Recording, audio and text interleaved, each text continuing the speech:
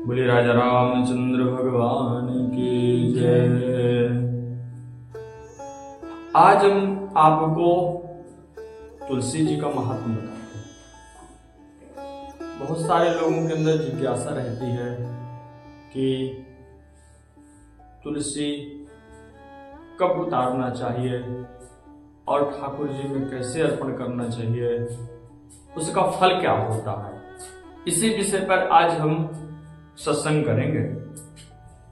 कहते हैं कि तुलसी का एक एक पत्ता तोड़कर पत्तियों के साथ अग्रभाग को तोड़ना चाहिए। तुलसी का जो अग्रभाग है, और तुलसी उतारते वक्त ध्यान रखना चाहिए कि तुलसी दर उतारें। तुलसी कभी एक एक पत्ती नहीं उतारी जाती।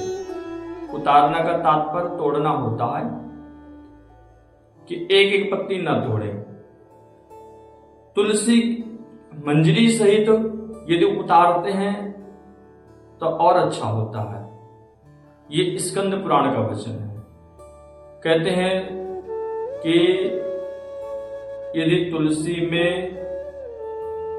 मंजरी लगी रहती है तो तुलसी माता को सिर में दर्द होता है, और यदि उसको उतार दिया जाता है तो बड़े पुण्य के हम लोग भागी होते हैं।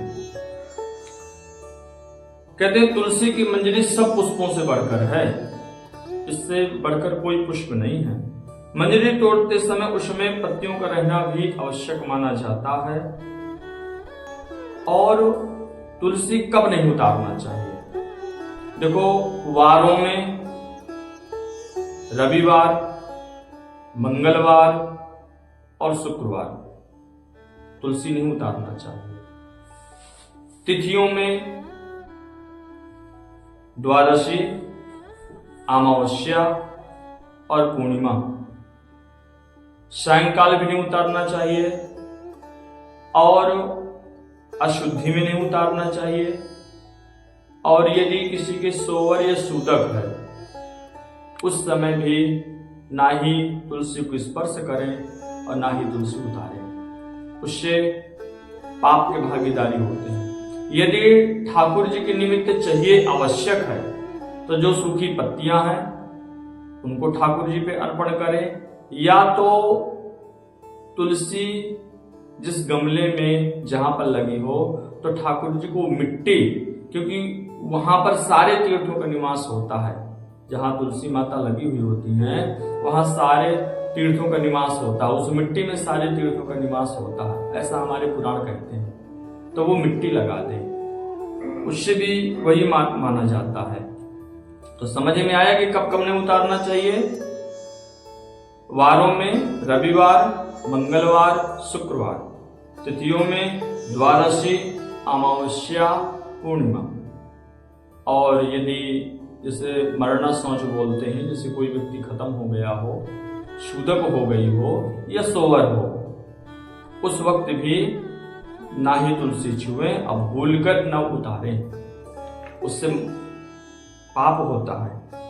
इसके बाद तुलसी की बहुत महत्वता है, क्योंकि आप ठाकुर जी की खूब सेवा करें, राम जी की, कृष्ण जी की, भगवान नारायण की और शालिग्राम भगवान की। और यदि तुलसी अर्पण नहीं की गई तो शास्त्र हमारे कहते हैं कि आप 56 प्रकार के भोग ठाकुर जी को अर्पण करिए, लेकिन यदि तुलसी नहीं छोड़ी गई तो ठाकुर जी देखते तक नहीं, उसको कोई मतलब नहीं। तो इसलिए तुलसी माता की बहुत महत्वता है। इसके बाद में कहते हैं कि पूजा में बासी पुष्प और जल वर्जित है। भूलकर भी पूजा में बासी पुष्प या गले पुष्प, और या जैसे पैर से लग जाएं, जमीन पे गिर जाएं, ऐसे पुष्प ठाकुर जी को अर्पण नहीं करना चाहिए। और ना ही बासी जल या किसी भी प्रकार से अशुद्ध जल।